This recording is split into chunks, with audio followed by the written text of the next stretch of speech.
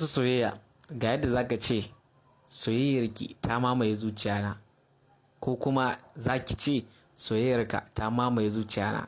Guda uku na kawo, ina so ku zaɓi ɗaya ciki, duk wanda kuka yi zun daidai ne. Saboda haka na farko zaka iya cewa your affection has completely overwhelmed me. Your affection has completely overwhelmed me.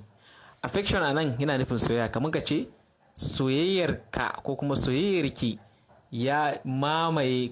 Overwhelmed yana nufin mamaye ni. Soyayyarki ko soyayyarka ta mamaye ni baki daya.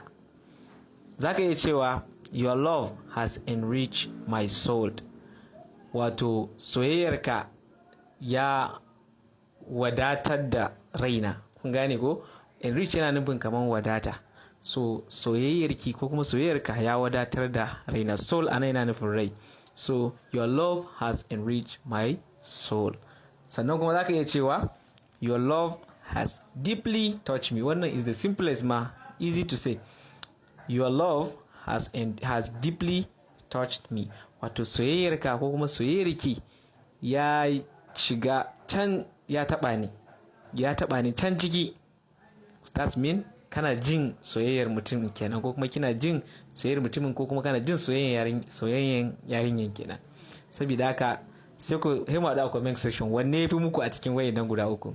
Saboda haka sai mu haɗa wani video na gaba. Thank you very much.